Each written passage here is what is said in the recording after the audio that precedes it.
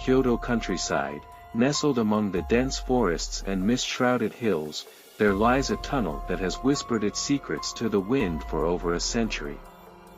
This is the Kiyotaki Tunnel, a place where the boundaries between the living and the dead blur, and where the past never truly dies.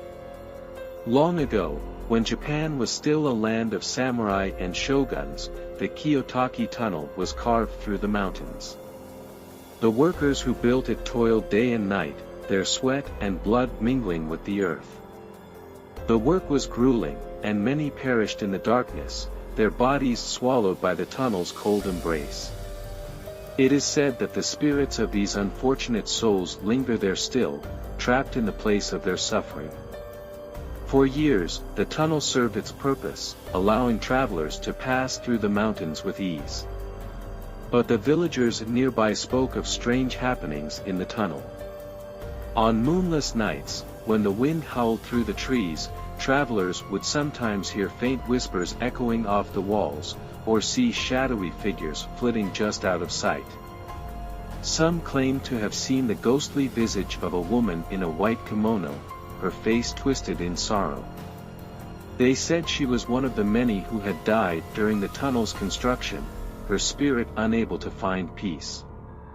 Despite these eerie tales, the tunnel remained in use, a vital link in the region's infrastructure. But as time went on, the stories grew darker.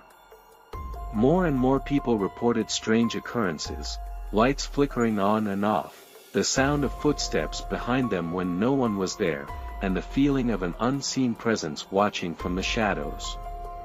Some even claimed that the tunnel itself was cursed, and that those who entered it would be haunted by the spirits of the dead.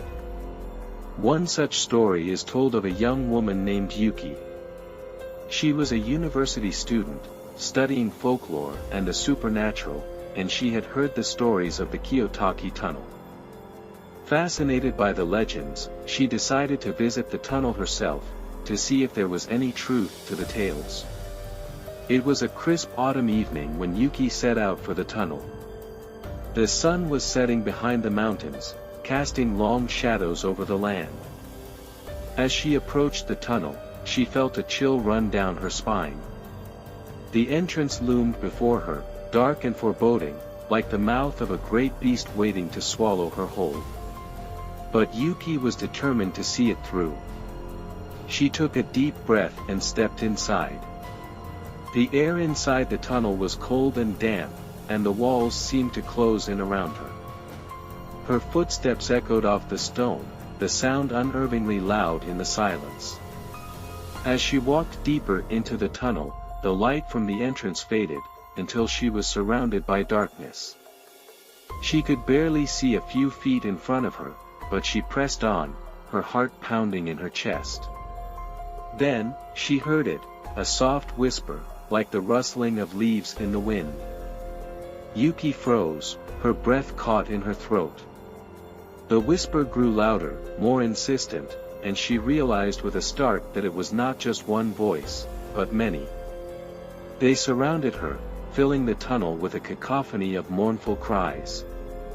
Panicking, Yuki turned to run back the way she had come, but the tunnel seemed to stretch on endlessly, the entrance lost in the darkness.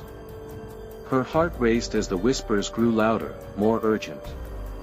Then, out of the corner of her eye, she saw something, a pale figure standing just ahead, illuminated by a faint, ghostly light.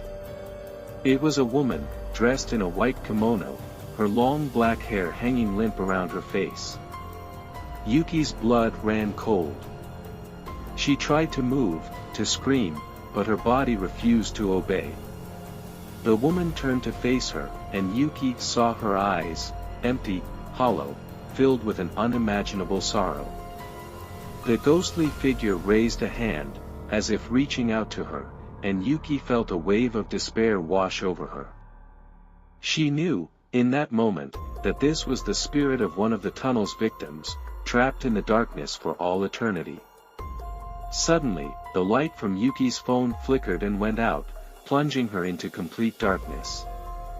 The whispers grew louder, the air thick with the weight of the spirit's sorrow.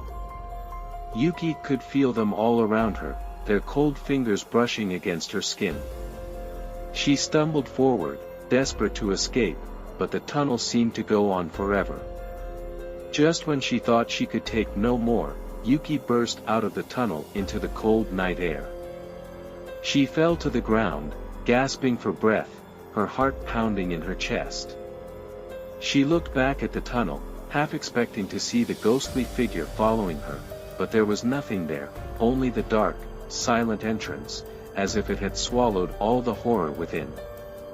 Yuki never spoke of what she had seen that night, but she never returned to the tunnel.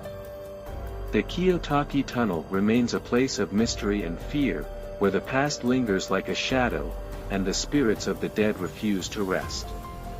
Even now, those who dare to enter the tunnel speak of the whispers in the dark, the ghostly figures that flit just out of sight, and the overwhelming sense of sorrow that pervades the air.